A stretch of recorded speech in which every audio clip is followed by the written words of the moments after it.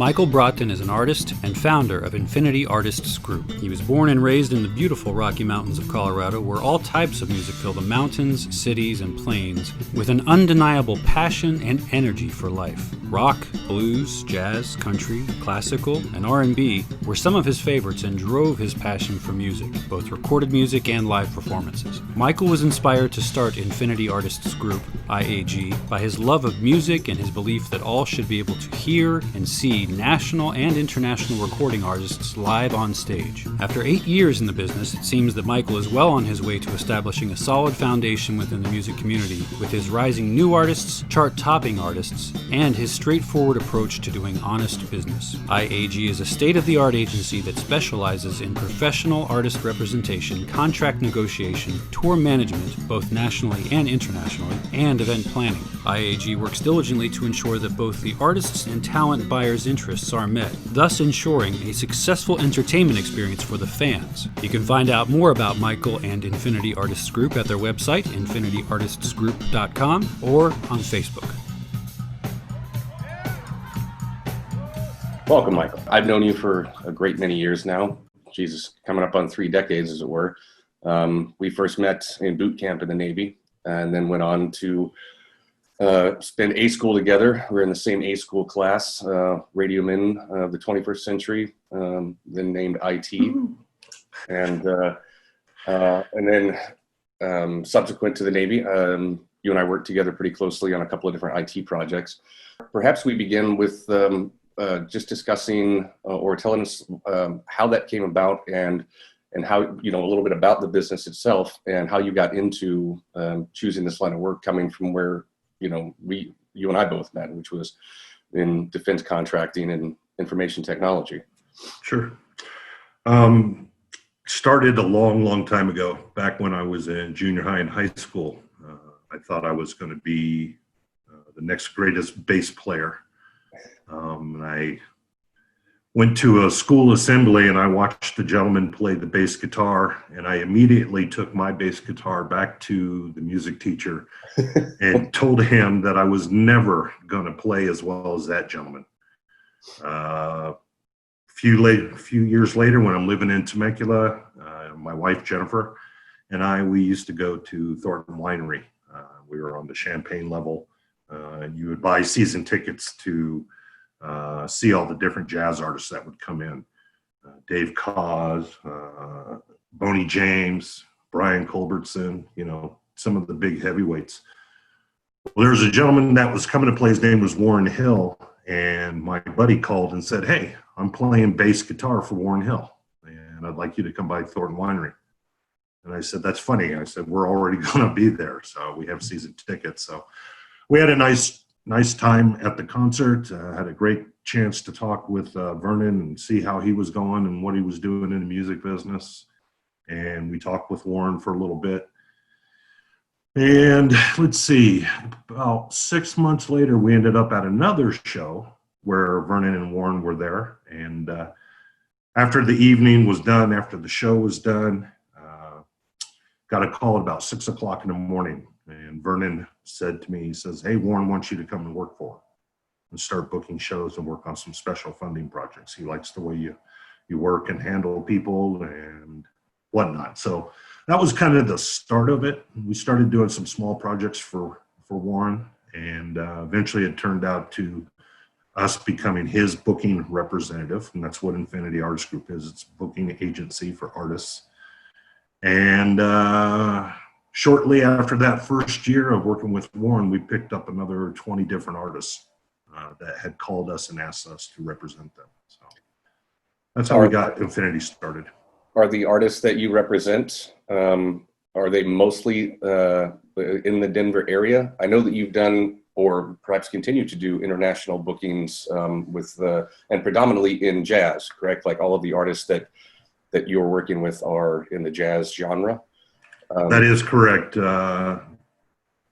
Most of my artists live anywhere from Texas to Florida, New York, Minnesota, California. I have a couple here in Colorado. So they're all predominantly smooth jazz era, except for Larry Braggs, who was the lead singer of Tower of Power for 14 years. He's more of the, the R&B style, a little bluesy here and there. But we did manage to bring him away from Tower Power, and he ended up singing the last 2 years as the lead singer for the iconic group, The Temptations. So now we have him off of The Temptations, and we're going to pair him up with blues, R&B, jazzy type group called Bone Shakers. So it'll be the Bone Shakers and Brags. Most of our guys are jazz related. Even Adrian Crutchfield, who we just brought on this last year, he was the last saxophone player to play with Prince and record with Prince. And so now he's starting to venture into the jazz industry a little bit with his R&B background. So we try to be pretty diverse. I was on your site looking at, well, ostensibly what would have been upcoming shows that were all over Europe. And as somebody who represents artists that are everywhere, and you do a lot of international work throughout Europe, how does that work, and how has that changed? Like, how do you actually do the booking and the venue selection, et cetera? Is it something that you've had to travel to and to scope, or is it virtual relationships? And then how has that changed in this new, world we're living in? Well, I think the virtual relationships are what really makes it available for us to book a venue, to talk with the promoters or the talent buyers. If we didn't have the internet and computers, I wouldn't be able to afford to do this job because I couldn't travel everywhere, or else we'd be very localized, within driving distance. So I think over the last 3 years, we've probably done business in 17 international companies or countries, which can be very difficult and very trying at times. For example, when we went down to the Caloundra Jazz Festival with Larry Braggs and his group, we had to fill out work visa paperwork. We had to get a tax exemption paperwork, all done and all processed, and all the money converted over to U.S. monies or Australian dollars. So it's pretty cool for me because I get to learn different customs, the way different government works, taxing, just even communicating with individual promoters. When they say, we want this type of show, it may be completely different in Budapest as it is in Australia or in Zimbabwe, which we actually did a show in. So it's very difficult, but we have virtual relationships. We talk on the phone quite a bit. I send emails just to keep our names relevant with our artists. But you got to keep in mind, just as Japan, they're real big into Michael Jackson, Elvis Presley, all that. They're a few years behind us. It's the same way with Europe and jazz. They really, really, really like the jazz shows. They seem to be a little bit behind us when it comes to what's the next phase of the music, or where is that genre going to go. I dabble in all the areas just a little bit, and typically what happens is, as the booking agent, my primary responsibility is to represent my artists. And so I need to make sure that the contracts that we have signed, the deposits that have been made to Infinity Artist Group and then subsequently pushed over to the artist, we have to make sure that all that doesn't change. For example, we have Berks Jazz Festival, which was going to be the 30-year anniversary show. We have prime Sunday spot for a group of guys that I call the Soul Patrol. And so our monies had already been paid, contracts already been signed, but they wanted to cancel and move it to 2021. So basically what we did is we just said, okay, fine, we'll just roll the contract over, put a new date on it, all the monies are paid, everything's good. That is the ideal scenario for me. Instead of trying to reschedule later in the year, because you never know when it's going to reopen. We did that this year with the Soul Patrol going to Mallorca, Spain. The promoter, Christian Bodner, got a hold of me and said, hey, Michael, we'd like to push from May and push it back into October. Do you have any conflicts or anything wrong with that? So obviously now we need to check and make sure that we don't have another concert that's scheduled for that time. Everybody's free to go, personal lives, all that stuff tracks in. to make it available, make that date available, make it a viable date for us. Once we can determine that, then we can just change the date. That's an easy contract negotiation. However, when we have a situation like where we play at Spaghettini's in Seal Beach, we get a guarantee, and then we get a guarantee of a percentage over the actual money that's been guaranteed. For example, if an artist is going to get paid $1,500 and the promoter takes in $2,000, we get 75% of that additional money that he's taken in on the top. So now that they've started doing social distancing, that decreases the number of seats that we have in a venue, which means that sometimes our artists are playing for a lot less than what they thought they was going to get, especially if they have a track record of selling out the venue. Are there actual shows going on now that are limited seating availability? Because I was under the impression that. So talk to me about that, because I was unaware of that. And are these like small? I mean, like what size venue are you talking about? How many people like would it normally seat versus what they're allowing in now due to physical distance? Well, let's see. I'll go back to Spaghettini. Spaghettini, before their remodel, they used to seat about 175 people, or tickets could be sold. After the remodel, they were down to 150. Now, because of the coronavirus, they seat about 109 seats, and that's if every single seat is bought, not just one person buying one seat at a two-top, and they don't have a date, then that's an empty seat. So as long as they're able to maintain the 6 feet, I think it is, and whatever the distancing is, you can play. For example, there was a gentleman named Darren Ron, who's a very great jazz saxophonist. He sold out Spaghettini this last Saturday. And, you know, they have the crowd sitting back from the stage a little bit more. There's a drum shield up. They moved chairs into areas where it was just standing or common areas so they can maintain their social distancing. I was completely unaware that any music venues were going on. I mean, I can't even go to any shit locally here. Like none of the bands are playing, you know, even like, you know, friends of ours, some of which have been on the show as other featured artists. Like everything that they had going has been canceled, because at least where we are, and maybe it's different county by county, state by state, obviously. And that has, you know, some imports, is that, yeah, basically everybody here has been screwed and without fucking good live music. So I assume that you have been in pretty regular contact with the artists that you represent. What is the, you know, how have they been adjusting to either a completely obliterated tour schedule, you know, or one that is very reduced? You know, like, is there more virtual things happening, which seems to be a trend, even though it's somewhat, you know, difficult? Well, there's a lot of people that are trying to come out and do virtual concerts or porch concerts. You know, I've heard that term. We had a gentleman, one of our artists, come up with a thing called the masquerade party, where everybody wears a mask and they social distance. And, you know, he gets a couple of guys together, they sit out on the back patio and throw down a jam. I don't like the virtual ones. Unless they're done completely, fantastically, wonderfully right, they look very hokey, and it looks like the artist is begging for money. And that's really not the case. They just want to get out and play their music for the people.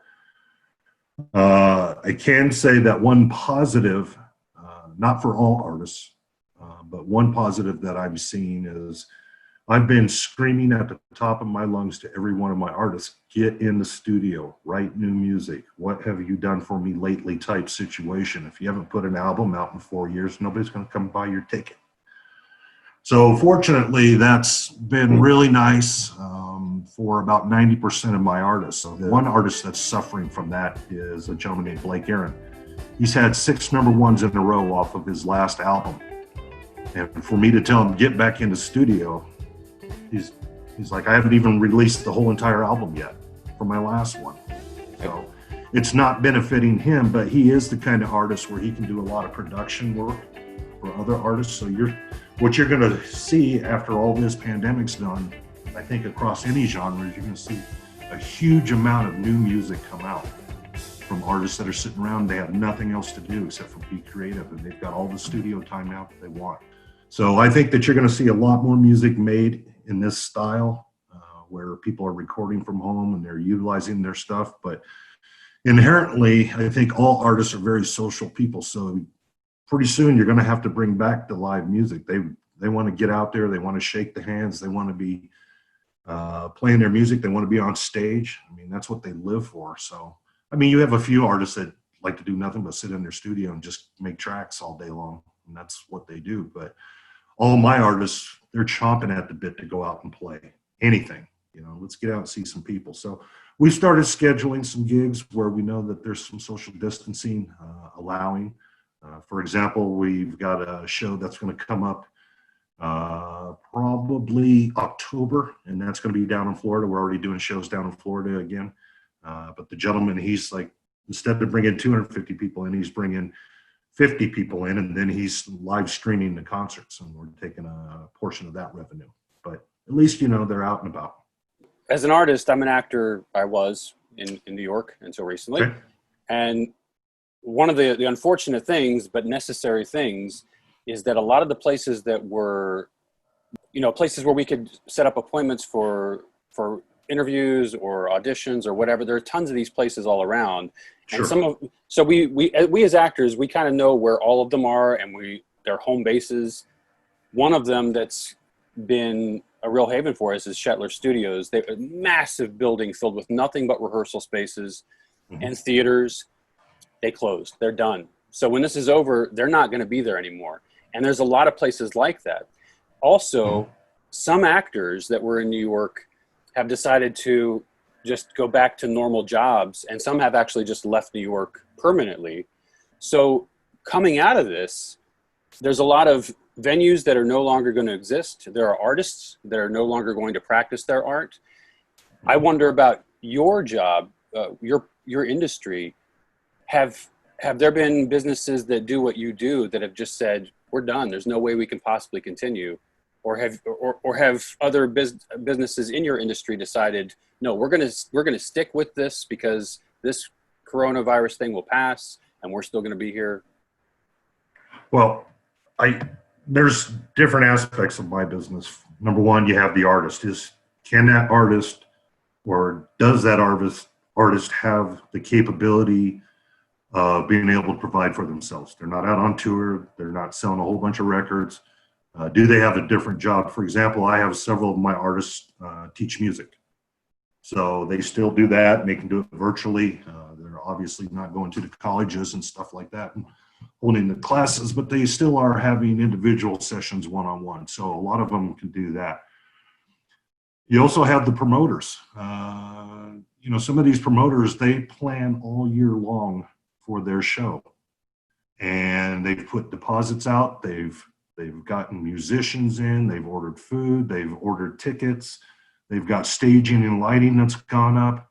For example, Burke's Jazz Festival, which I talked about previously, they have shows over the course of 11 days in over 20 different venues. Now imagine just saying, well, we can't do it.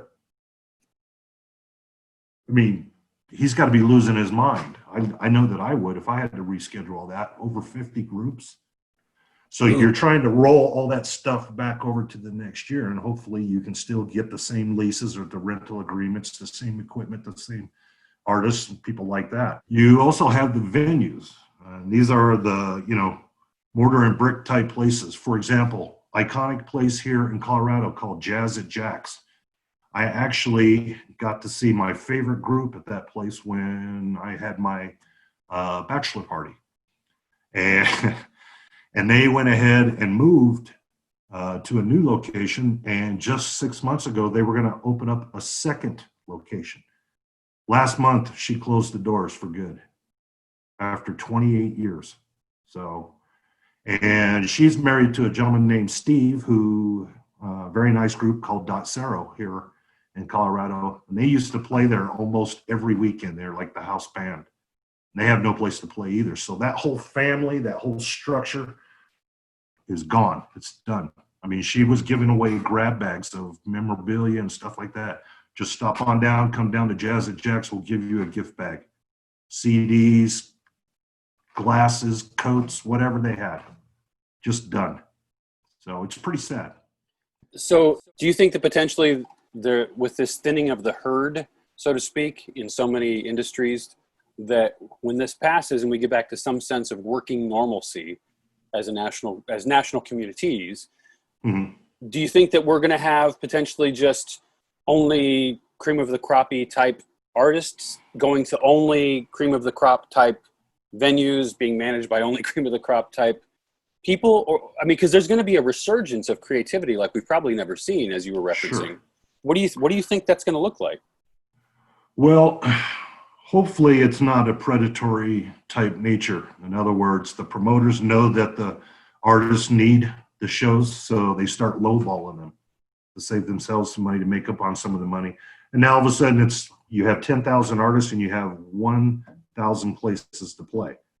Now the promoter can sit back and say, I'll take him and I'll take him, and I'm going to only pay you 50% of what I used to pay you. So that could happen, and that would be tragic if it does, because it's going to be a loss. I know that in my certain aspect, you're going to see smaller agencies like me that will start banding together so that we have strength in numbers, that we're not caught unaware or with our shorts down, for example. Some of these bigger agencies, APA, for example, they have an office in Beverly Hills, and they have an office in New York, and they represent probably 25 to 3,000 artists. And you got to wonder, what are they doing? For me, I work from home. It's not a big deal. My internet is literally the only overhead I have, unless I want to buy a fancy new Infinity Artist Group T-shirt or do something, with my website. But I couldn't even imagine having to go to my office in Beverly Hills and pay the rent on that while the music industry's going. So that actually is a very interesting question.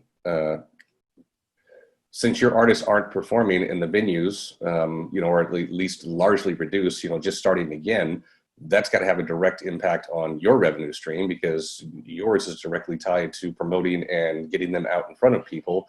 So how has this affected Infinity Artist Group, or will you survive this as a group? I mean, you talked about banding together, but I mean, you personally, what's happened to you guys?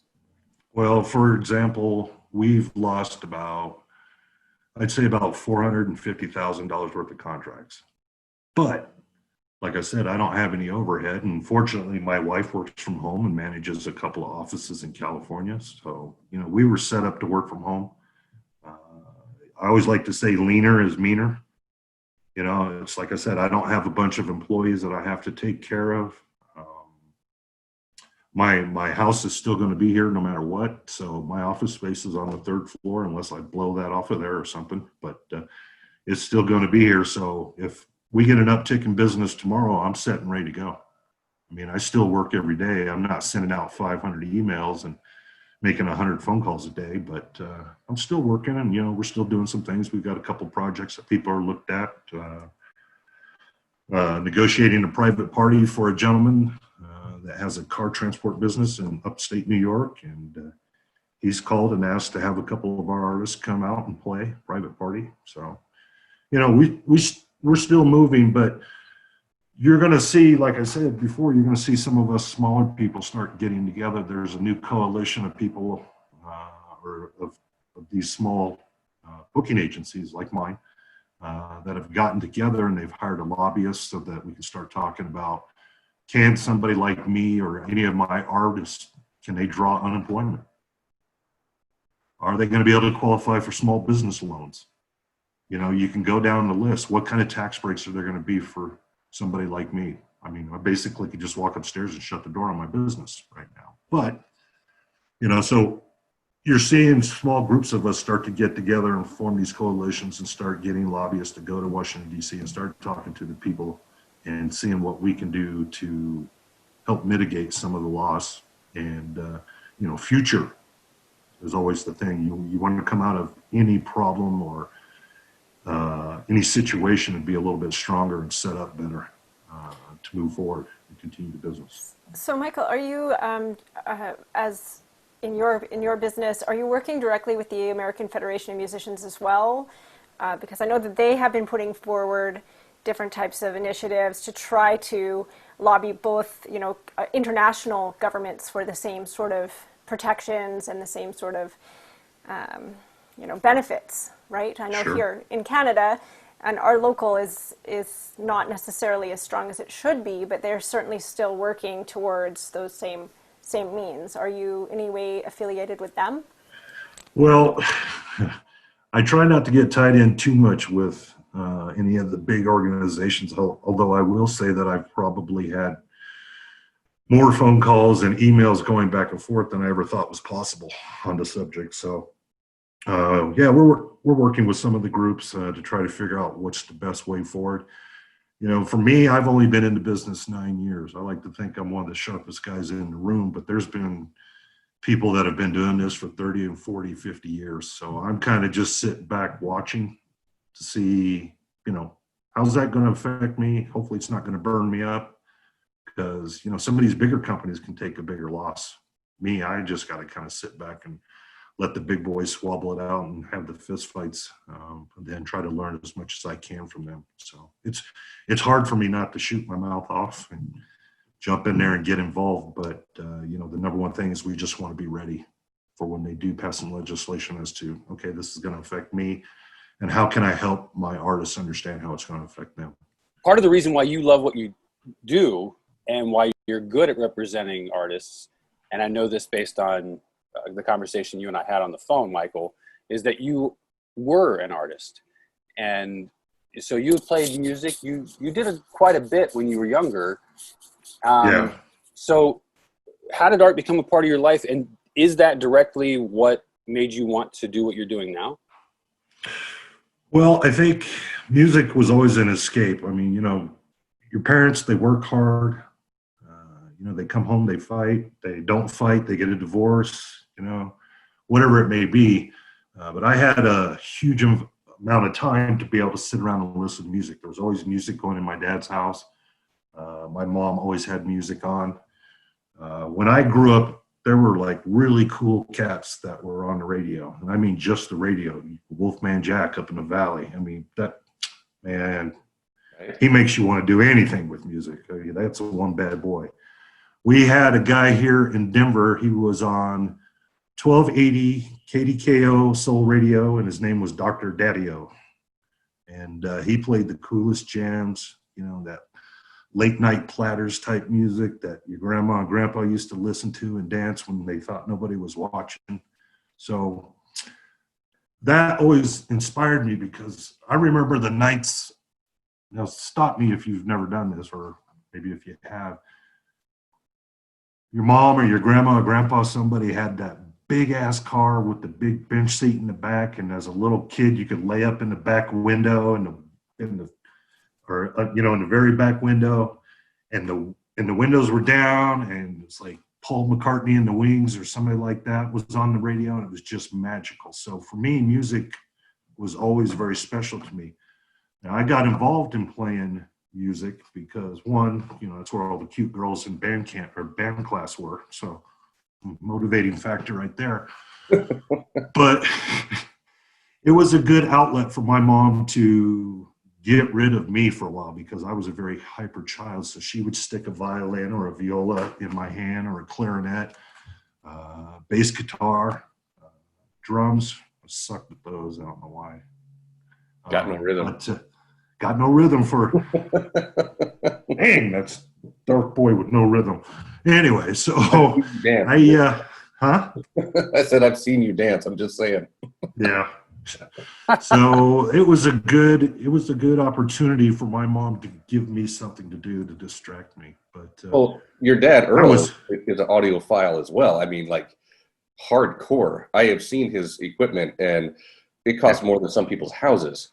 Yeah, I mean, 10,000 records and miles and miles of reel-to-reel tape. So yeah. I mean, like it's always been a big thing, and even on the farm, I used to hang out with my grandma and my grandpa, and they always had music going on the farm, and so I kind of learned from playing the violin and viola how to enjoy classical music. I learned a lot of the R&B stuff from my dad. I learned a lot of the rock and roll stuff from my mom and my uncles, and my grandma and grandpa. Man, they would listen to country music like nobody's business. So, but everything to me has always been about music. You know, I walk into the room, I got a little theme song going on in my head. So it's very important. I think it calms people down. But, you know, I just got into the music businesses because it was something that I found out that I really enjoyed. I enjoyed spending that time listening to music with my wife and going to the concerts, and just always thought it'd be kind of cool to be involved in that. And fortunately, it's turned out to be pretty good. It seemed fairly organic in your time in Temecula, because it's where you were spending, it's always been what you enjoyed doing: wine, conversation, and jazz.